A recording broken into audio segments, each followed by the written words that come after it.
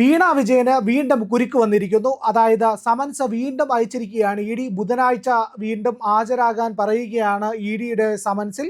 ഏതായാലും വീണ വിജയന് ഈ വെള്ളിയാഴ്ച, അതായത് ഇന്നാണ് ഹാജരാകാൻ പറഞ്ഞിരുന്നത്. ഹാജരാകാൻ കഴിയില്ല എന്ന് വീണ വിജയൻ പറഞ്ഞിരുന്നു. പക്ഷേ ഇ ഡി പറഞ്ഞു അത്തരത്തിലുള്ള നടപടികളൊക്കെ അനുവദിക്കണമോ വേണ്ടേ എന്നുള്ളത് അന്തിമ തീരുമാനം ഇ ഡിയുടേതാണ്. സുഖമില്ല എന്ന് പറഞ്ഞാണ് മെയിൽ അയച്ചത് ഇ ഡിക്ക്.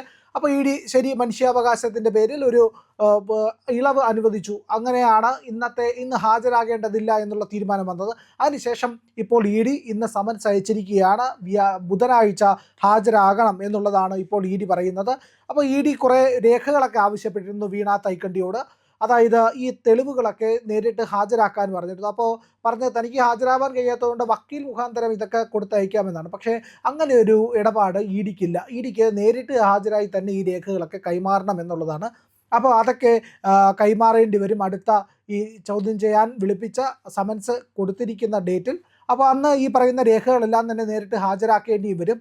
അതായത് വീണയുടെ വീട്ടിൽ പോയി കൃത്യമായ റെയ്ഡൊക്കെ നടത്തി. റെയ്ഡ് നടത്തിയപ്പോൾ അവിടെ വെച്ച് ചില ചോദ്യങ്ങളും ചോദിച്ചു അവർ. അതായത് ഒരു ചോദ്യം ചെയ്യലും അവിടെ നടന്നു. റെയ്ഡ് മാത്രമല്ല, ആ റെയ്ഡിൻ്റെ ഭാഗമായി ചോദ്യം ചെയ്യലും ഉണ്ടായിരുന്നു. അന്ന് വീണ വിജയനോട് ചോദിക്കുകയാണ് ചില ചോദ്യങ്ങൾ.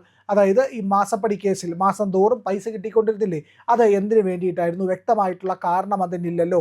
അത് എന്തിനാണ് പണം ഈ കമ്പനി നിങ്ങളുടെ അക്കൗണ്ടിലേക്കും കമ്പനി അക്കൗണ്ടിലേക്കും ഒക്കെ തന്നുകൊണ്ടിരുന്നത് എന്നിങ്ങനെയുള്ള ചോദ്യങ്ങൾ ചോദിച്ചു. അപ്പോൾ ഇതിനൊന്നും വ്യക്തമായിട്ടുള്ള ഉത്തരം നൽകിയിട്ടില്ല. വീണയ്ക്ക് പ്രധാനമായും നൽകാൻ കഴിയാതെ പോയത് എന്ന് പറയുന്നത് എന്തൊക്കെ സേവനങ്ങൾ CMRL നൽകി എന്നുള്ളതാണ്. അതായത് നമ്മൾ ഒരു കമ്പനിയുമായി കരാറിൽ ഏർപ്പെടുന്നു, അവർക്ക് ചില സേവനങ്ങൾ നൽകുന്നു. ആ സേവനങ്ങൾ നൽകി കഴിയുമ്പോൾ അവർ നമുക്ക് പ്രതിഫലം തരുന്നു. അപ്പോൾ നമ്മൾ പ്രതിഫലം സ്വീകരിച്ച് കഴിയുമ്പോൾ സ്വാഭാവികമായിട്ട് നമ്മൾ ടാക്സ് പെയർ ആണെങ്കിൽ ടാക്സൊക്കെ അടച്ച് കാര്യങ്ങളെല്ലാം ചെയ്യണം. അധികമായിട്ട് വരുമാനം വരുന്നുണ്ടെങ്കിൽ ടാക്സ് അടച്ചാൽ കൂടിയും ഈ വരുമാനത്തിൻ്റെ സ്രോതസ്സ്, അത് എന്ത് ചെയ്തിട്ടാണ് ഈ വരുമാനം ഉണ്ടായത് എന്നൊക്കെയുള്ള കാര്യങ്ങൾ അറിയേണ്ടതുണ്ട്. കാരണം നിയമവിരുദ്ധമായ എന്തെങ്കിലും പ്രവർത്തനത്തിലൂടെയാണ് പണം സമ്പാദിക്കുന്നത് എങ്കിൽ അത് തെറ്റായ കാര്യമാണ്. കാരണം നിയമം പറഞ്ഞിട്ടുണ്ട് ഏതൊക്കെ രീതിയിൽ പണം സമ്പാദിക്കാം, ആ സമ്പാദിക്കുന്ന പണത്തിൽ എത്ര ശതമാനം ടാക്സ് ആയിട്ട് അടയ്ക്കണം, എന്തൊക്കെയാണ് നമുക്ക് ചെയ്യാൻ കഴിയുന്ന ജോലികൾ. ഒരാൾക്ക് ഒരിക്കലും ബോംബുണ്ടാക്കാൻ പറ്റില്ല.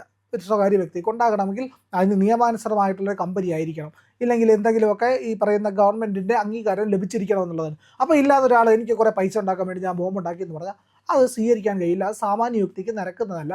അതൊക്കെ തന്നെയാണ് നമ്മുടെ നിയമത്തിൻ്റെ കാര്യം. അപ്പോൾ ഇത്തരം ചോദ്യങ്ങൾ ഏതൊരു വ്യക്തിക്കായാലും നേരിടേണ്ടി വരും. പണം നമുക്ക് അനധികൃതമായിട്ട് ലഭിച്ചാൽ അത് എവിടെ നിന്നാണ് സോഴ്സ് എന്നുള്ളത് പറയേണ്ടി വരും. അതിൻ്റെ രേഖകളും തെളിവുകളും നൽകേണ്ടി വരും. അപ്പോൾ നൽകിയ സേവനത്തിൻ്റെ കാര്യങ്ങൾ എന്തൊക്കെയാണ് എന്ന് വീണ വിജയന് വിശദീകരിക്കാൻ കഴിഞ്ഞിട്ടില്ല. അപ്പോൾ ഇതിന് വേണ്ടിയിട്ട് CPMൻ്റെ പ്രതിനിധികളാണ് സാധാരണഗതിയിൽ വാദിച്ചുകൊണ്ടിരുന്നത്. എന്തൊക്കെയാണ് നൽകിയത്? MS office, tally, excel, power point, ഇങ്ങനെയൊക്കെയുള്ള സാധനങ്ങൾ, വേഡ്, ഇതൊക്കെയാണ് നൽകിയത് എന്നാണ് പറയുന്നത് മൈക്രോസോഫ്റ്റിൻ്റെ. അപ്പോൾ ഇതൊക്കെ ഇത്രയും ലക്ഷങ്ങളും കോടികളും ഒക്കെ കൊടുത്ത് ഏതെങ്കിലും കമ്പനിക്ക് വാങ്ങേണ്ടതുണ്ടോ? ആയുഷ്കാല പർച്ചേസ് നടത്തിയ പോലും ഒരു മാസം കൊടുത്ത പൈസ പോലും ആകില്ലല്ലോ എന്നൊക്കെയാണ് ചോദ്യങ്ങൾ വരുന്നത്. അപ്പോൾ ഏതായാലും ഇത്തരത്തിൽ വലിയ ക്രമക്കേട്, വലിയ ഗുരുതരമായിട്ടുള്ള ആരോപണമാണ് വീണയ്ക്കുള്ളത്. SFIO നേരത്തെ വീണയെ ഈ കാര്യങ്ങളെല്ലാം തന്നെ ചോദിച്ചിരുന്നു. അപ്പോഴും ഇതേ ഉത്തരങ്ങൾ തന്നെയാണ് വന്നത്. കൃത്യമായ ഉത്തരം വീണയ്ക്കില്ല എന്നുള്ളതാണ്. അതാണ് ഇ ഡിക്ക് അറിയേണ്ടത്. എന്തൊക്കെ സേവനങ്ങളിലാണ് നിങ്ങൾക്ക് പണം ലഭിച്ചത് എന്നുള്ളത്. ഇത് മാത്രവുമല്ല, ഇതിനകത്ത് ഒരുപാട് ഗുരുതര സ്വഭാവങ്ങളുള്ള കാര്യങ്ങളുണ്ട്. ഒന്നാമത്തെ കാര്യം, വീണ ഒരു സാധാരണ വ്യക്തിയല്ല. ഈ കേസിൻ്റെ ഗൗരവം വരുന്ന അവിടെയാണ്. ഒരു സംസ്ഥാനത്തിൻ്റെ മുഖ്യമന്ത്രിയുടെ മകളാണ്. സംസ്ഥാനത്തിൻ്റെ മുഖ്യമന്ത്രി ആയിരിക്കുന്ന കാലഘട്ടത്തിലാണ് പിണറായി വിജയൻ്റെ മകളായ വീണ തൈക്കണ്ടിക്ക് ഇത്തരത്തിൽ അവരുടെ എക്സാലോജിക് എന്ന് പറയുന്ന സ്ഥാപനത്തിന് CMR എന്ന് പറയുന്ന കമ്പനിക്ക് സേവനങ്ങൾ നൽകിയെന്ന പേരിൽ മാസം തോറും ലക്ഷക്കണക്കിന് രൂപ കിട്ടിയത് വലിയ തോതിലുള്ള കോടിക്കണക്കിന് രൂപയാണ് ആകെ കൈപ്പറ്റിയിരിക്കുന്നത് എന്നുള്ളതുമാണ്. ഏതാണ്ട് 130-200 കോടി രൂപയുടെ ക്രമക്കേട് CMRൽ തന്നെ നടന്നതായി ഇ ഡി പറയുന്നുണ്ട്. അതിൽ കൂടുതലും ഉണ്ടായിരിക്കാം എന്നുള്ളതൊക്കെയാണ് വിലയിരുത്തൽ. അങ്ങനെയെങ്കിൽ ഇത്ര വലിയ തുക ഈ മുഖ്യമന്ത്രിയുടെ മകൾക്ക് എന്തിനാണ് നൽകിയത് എന്നൊരു ചോദ്യം കൂടിയുണ്ട്. ആ ചോദ്യത്തിനുള്ള ഉത്തരമാണ് ലഭിക്കേണ്ടത്. അത്തരത്തിലുള്ള കാര്യത്തിൽ ഉത്തരം ലഭിക്കുമ്പോൾ പിണറായിയിലേക്ക് കൂടി ഈ കാര്യങ്ങൾ നീളും. കാരണം അധികാര ദുർവിനിയോഗം എന്ന് പറയുന്നത് നിയമവിരുദ്ധ പ്രവർത്തനമാണ്. അത് രാജ്യത്തോട്, തിരഞ്ഞെടുത്ത ജനങ്ങളോട്, ഈ സംവിധാനത്തോടും ഒക്കെ ചെയ്യുന്ന അധാർമിക പ്രവൃത്തിയാണ്. അതിനും ഈ നാട്ടിൽ ശിക്ഷയുണ്ട്. അത് അനുഭവിക്കേണ്ടി വരും എന്നുള്ളതാണ്. അതുകൊണ്ടാണ് ഇവർ ഈ ചോദ്യം ചെയ്യലിൽ നിന്ന്, അന്വേഷണത്തിൽ നിന്ന് ഒക്കെ രക്ഷപ്പെടാൻ നിരന്തരം ശ്രമിച്ചുകൊണ്ടിരിക്കുന്നത്. ഏതായാലും ശരി തന്നെ, ഇപ്പോൾ രണ്ടാമത്തെ സമൻസ് വീണയ്ക്ക് വന്നിരിക്കുന്നു. അതിൻ്റെ ഉത്തരമാണ് വീണ ഇനി നൽകേണ്ടത് എന്നുള്ളതാണ്. ആ ഉത്തരം നൽകിയില്ലെങ്കിൽ ഗുരുതരമായിട്ടുള്ള നടപടിക്രമങ്ങളിലേക്ക് കാര്യങ്ങൾ പോകും. കാരണം ഇത് ഇവിടെ മാത്രം നിൽക്കുന്നതല്ല, ഇതിൽ അവ്യക്തതകൾ ഉണ്ടെങ്കിൽ, ഇതിൽ ഏതൊക്കെ ബാങ്ക് അക്കൗണ്ടുകളാണ് ബന്ധപ്പെട്ടിരിക്കുന്നത് എന്നുണ്ടെങ്കിൽ, അത് ഇവരുടെ വിദേശ ബാങ്കുകളുമായിട്ട് ബന്ധപ്പെട്ടിട്ടുണ്ട് എന്നും പറയുന്നുണ്ട്. അങ്ങനെയാണെങ്കിൽ വിദേശ ഇടപാടുകൾ ഉണ്ടെങ്കിൽ ഇത് ഫെമ വൈലേഷൻ്റെ പരിധിയിൽ കൂടി വരും. ഫെമ വൈലേഷൻ എന്ന് പറയുന്നത് രാജ്യത്തിൻ്റെ പുറത്തെയുള്ള വിദേശ രാജ്യങ്ങളുമായിട്ടുള്ള ധനമിടപാടുമായി ബന്ധപ്പെട്ട ക്രമക്കേടുകളൊക്കെയാണ്. ആ വൈലേഷൻ വരികയാണെങ്കിൽ അത് രാജ്യദ്രോഹത്തിൻ്റെ പരിധിയിൽ കൂടി വരും. ഫെമ വൈലേഷൻ രാജ്യദ്രോഹ കുറ്റവും കൂടിയാണ്. കാരണം രാജ്യത്തിന് പുറത്തേക്ക് പണം കടത്തുന്നത്, ഇല്ലെങ്കിൽ പണം അനധികൃതമായി കൊണ്ടുപോകുന്നത്, നിയമവ്യവസ്ഥയുടെ ഭാഗമല്ലാതെയുള്ള ക്രയവിക്രയം, അതിൽ നികുതി വെട്ടിപ്പ് നടത്തുന്നത് ഒക്കെ തന്നെ ഗുരുതരമായിട്ടുള്ള കുറ്റകൃത്യങ്ങളായിട്ടാണ് കണക്കാക്കുന്നത്. അത് അന്വേഷിക്കാൻ ഇഡിക്ക് മാത്രമല്ല NIAക്കും അവകാശമുണ്ട് എന്നുള്ളതാണ്. ഫെമ വൈലേഷൻ ഉണ്ടായിക്കഴിഞ്ഞാൽ NIAക്കും അന്വേഷിക്കാം. SFIO പോലുള്ള സീരിയസ് ഫ്രോഡ് ഇൻവെസ്റ്റിഗേഷൻ ഓർഗനൈസേഷനുകൾക്കും ഇത് അന്വേഷിക്കാൻ കഴിയും. പോരെങ്കിൽ ഈ കേസുകൾ അന്വേഷിക്കാൻ ഇതിൽ അക്രമ സ്വഭാവങ്ങൾ ഉണ്ടായിട്ടുള്ളത് കൊണ്ട് CBIക്ക് കൂടി ഇടപെടാൻ കഴിയുമെന്നുള്ളതാണ്.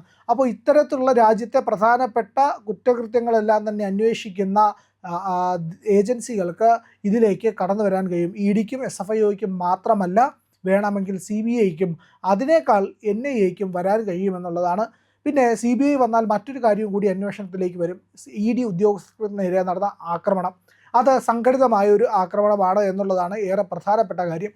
അത് തിരുവനന്തപുരത്ത് പിണറായി വിജയൻ താമസിച്ചിരുന്ന വീടിലെ മുന്നിൽ വെച്ചാണ് CPM നേതാക്കൾ, പ്രവർത്തകർ തുടങ്ങിയവർ ചേർന്ന് CPMൻ്റെ ഏറ്റവും ഉന്നതരായ നേതാക്കൾ നോക്കി നിൽക്കെ പിണറായി വിജയനായ ശേഷം അഭിവാദ്യം ചെയ്തതുമാണ് എന്ന് ഓർക്കുക.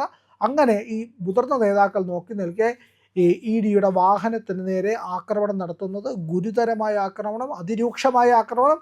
ആ ആക്രമണത്തിൽ അതിൻ്റെ ഡ്രൈവർക്ക് പരിക്കേൽക്കുന്നു, തലതാരിഴയ്ക്ക് ED ഉദ്യോഗസ്ഥർ രക്ഷപ്പെടുന്നു. ED ഉദ്യോഗസ്ഥരെ കൊല്ലാൻ ശ്രമിച്ചതിനാണ് കേസെടുത്തിരിക്കുന്നത്. ഇത് സാധാരണ വകുപ്പുകളുമല്ല. അതുകൊണ്ട് തന്നെ ഇത്തരത്തിലൊക്കെയുള്ള പ്രവർത്തികൾ ചെയ്ത വീണാ വിജയനും ഈ പറയുന്ന CPMും അടക്കമുള്ളവർക്ക് കൃത്യമായിട്ടുള്ള നടപടികളുണ്ടാകും. വീണാ വിജയന് അഴിമതി ഇല്ലെങ്കിൽ ഈ പറയുന്ന കൃത്യമായിട്ടുള്ള വ്യക്തതയില്ലാത്ത ധനമിടപാടിനും ഈ CPM പ്രവർത്തകർക്ക് ഗുരുതരമായ അക്രമ സ്വഭാവമുള്ള വധശ്രമം ഉൾപ്പെടെയുള്ള കലാപശ്രമം ഉൾപ്പെടെയുള്ള ആക്രമണ പദ്ധതിക്കുമൊക്കെ തന്നെ ശിക്ഷ ലഭിക്കും എന്നുള്ളതാണ്. ഏതായാലും ഈ വീണാ വിജയന് ഗുരുതരമായിട്ടുള്ള ഒരു ഘട്ടമാണിപ്പോൾ കടന്നു പോകുന്നത്. ബുധനാഴ്ച EDക്ക് തൃപ്തികരമായ ആൻസർ അല്ല കിട്ടുന്നത് എങ്കിൽ അവർക്ക് മേൽ നടപടികൾ സ്വീകരിക്കേണ്ടി വരും. വീണയുടെ അനുബന്ധ കാര്യങ്ങൾ, ഇപ്പോൾ കുറേ കാര്യങ്ങൾ കൂടി അവർ പരിശോധിച്ചിട്ടുണ്ട്. റെയ്ഡിനിടെ കണ്ടെത്തിയിട്ടുള്ള രേഖകൾ അവർ പരിശോധിച്ചിട്ടുണ്ട്. അതിൽ സൂക്ഷ്മമായ വിശകലനങ്ങൾ നടത്തിയിട്ടുണ്ടാവും. അങ്ങനെയാണെങ്കിൽ ആ രേഖകളുടെ കൂടി അടിസ്ഥാനത്തിലായിരിക്കും ചോദ്യം ചെയ്യൽ. തെളിവുകൾ ഉണ്ടായിരിക്കും, ആ തെളിവുകളുടെ അടിസ്ഥാനത്തിലായിരിക്കും ചോദ്യം ചെയ്യൽ. അതിന് ശേഷം നടക്കുന്ന ആ അന്വേഷണങ്ങൾ വീണയ്ക്ക് ജയിലിലേക്ക് പോകാൻ വരെ പ്രാപ്തിയുള്ളതായിരിക്കാം. അങ്ങനെ ജയിലിലേക്ക് പോകാൻ പ്രാപ്തിയുള്ളതാണെങ്കിൽ ED അതിനൊട്ടും വൈകില്ല. പിന്നെ ED കേസുകളിൽ ജാമ്യം കിട്ടുന്നത് വളരെ കാലം കഴിഞ്ഞിട്ടായിരിക്കും എന്നുള്ളതാണ് ഏറെ പ്രധാനപ്പെട്ട കാര്യം. അത് നമ്മൾ ഡൽഹി മദ്യനയ കേസിൽ അരവിന്ദ് കെജ്രിവാളിൻ്റെയും മനീഷ് സിസോദിയുടെയൊക്കെ കാര്യത്തിൽ മനസ്സിലാക്കിയതുമാണ്. ഏതായാലും അങ്ങനെ വരുമ്പോൾ ഈ പറയുന്ന വീണാ വിജയന് ജയിലഴി ഏതാണ്ട് ഉറപ്പാകുന്ന ഘട്ടത്തിലേക്കാണ്. വീണാ വിജയൻ ബുധനാഴ്ച ഹാജരായി കഴിയുമ്പോൾ ചോദ്യം ചെയ്യൽ കഴിഞ്ഞ് പുറത്തിറങ്ങുമോ, അതോ അകത്ത് ജയിലിലേക്ക് പോകുമോ എന്നുള്ളതാണ് ഇതിൽ ഏറ്റവും പ്രധാനപ്പെട്ട കാര്യം.